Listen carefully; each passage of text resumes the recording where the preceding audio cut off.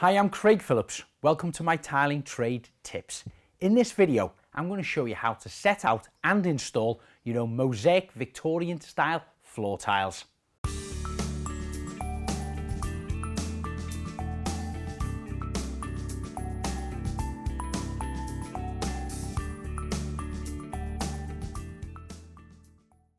Now the products you're going to require are mosaic tiles, border tiles and corner tiles, a rapid set adhesive, grout and a sealant.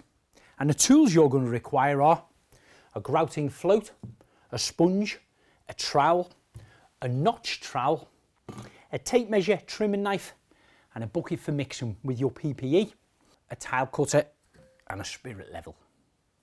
But the first thing you're going to need to do is measure up your floor and set out where you're going to lay your tiles. Whatever type of floor you're going to be laying your tiles on, make sure it's prepared. It needs to be clean and free from debris. You also want to check the level.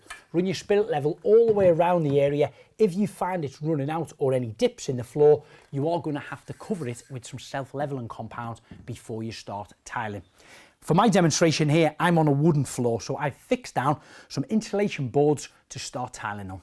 Now the beauty about these mosaic backers, it has this mesh sheet on the back of them which keeps all the tiles together, makes it easier to handle and lay, and of course sets out all the gaps equal between each tile. There's a corner one which is like this, so I'm going to start off by placing one of them just in the corner, and then I'm going to take a couple of the borders, place them either side, just leaving a little small gap in them, the same as what the backers set out. And that would be one starting point of a corner. However, it's very important that you do a dry run of these. So I'm going to leave these in the packages. I'm just going to lay them on top and just see how they work out with the length of my room.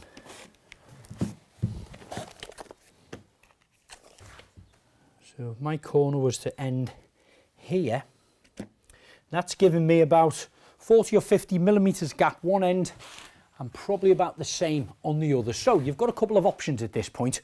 You can take one of your standard boards, cut a strip down and put it either side all the way along there, which would look fine.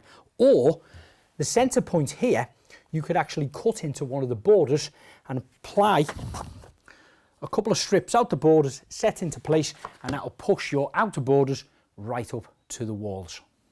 So that's my first front row in position. The corner is now laid down in position, and I'm going to continue now the side run. I'm only going to put 3 full border strips in place there, and that'll give me, once this corner is on, that'll give me probably a good, certainly over a metre, maybe about 1200 millimetres, which is an average size of a hallway here. Perfect. Now I'm going to take these out of the packaging, dry run them again, just to double check I'm happy with the layout, and then I'm going to mix my adhesive and start to fix them down. So I'm using a rapid set flexible adhesive. Comes in a 20 kilo bag and it's mixed with cold clean water. I'm using a mixing paddle to mix the adhesive in accordance with the manufacturer's instructions. Then spreading it across the surface using the flat edge of my trowel to get it as flat as possible before turning the trowel over and using the serrated edge to comb it through. So that's the adhesive laid onto the actual thermal board, combed through with a notch trowel, an 8mm notch trowel. It just helps you actually spread the tile adhesive evenly on there. Now I'm not going to put any pressure on this at the moment or start to square it out or level it out. I'm just going to place this first run very gently down into position, so I've still got a little bit of movement in there. Okay, and then I've got my corner one on here. Tiny little bit more tile adhesive on that edge.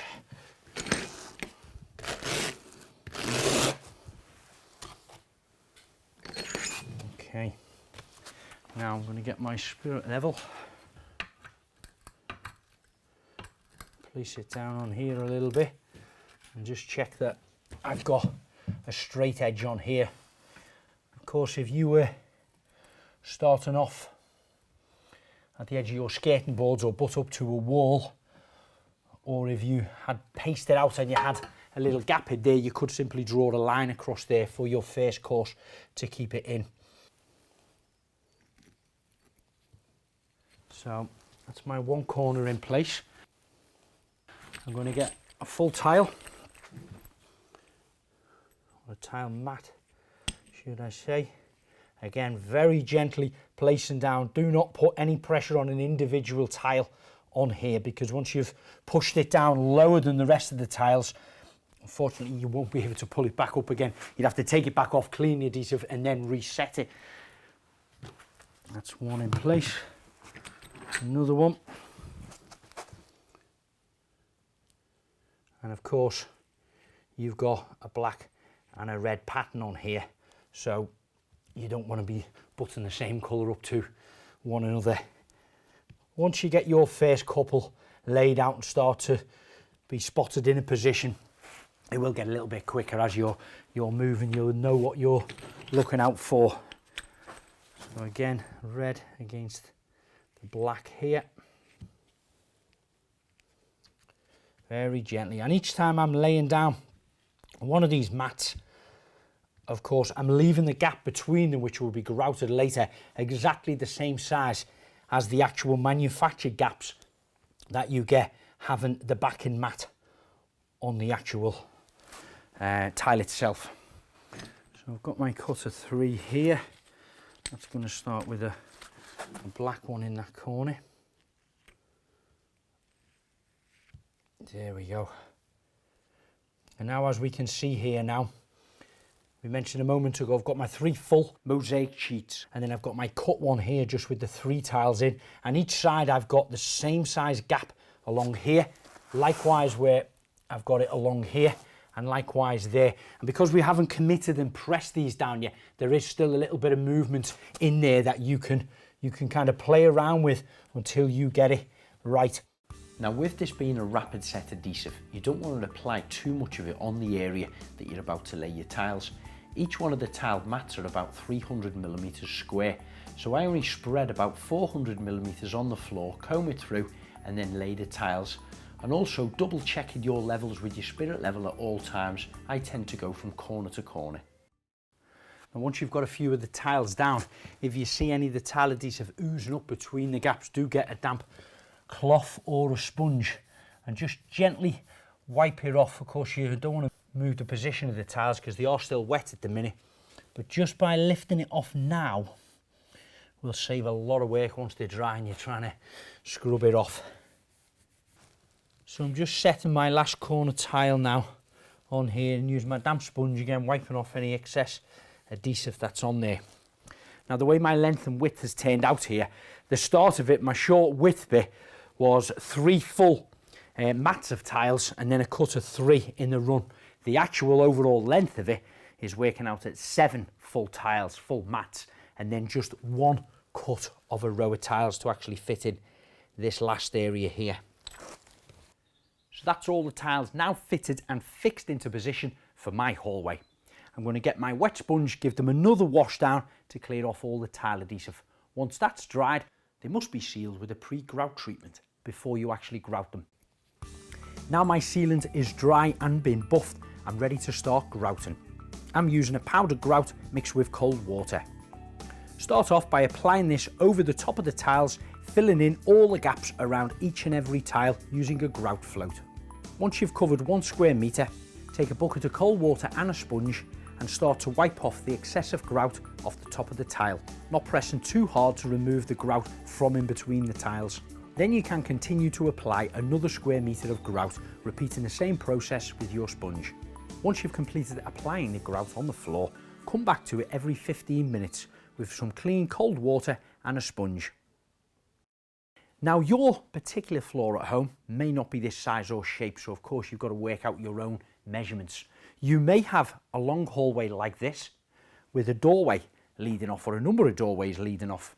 So as you can see, I've fitted 4 corner ones on here.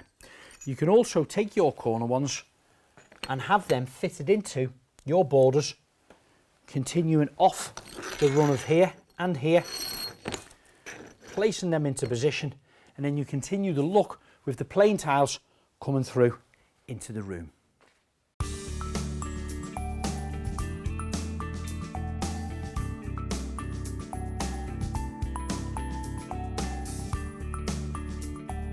So that's my mosaic Victorian style hallway now complete, and I'm sure you'll agree that would look fantastic in any room of the house, or maybe a small balcony or a porch. If you're looking for more inspiration and how-to videos, check us out on all social media handles, and don't forget to subscribe to our YouTube channel. And if you want to know more about the products I've been using, just check out the website tilemountain.co.uk.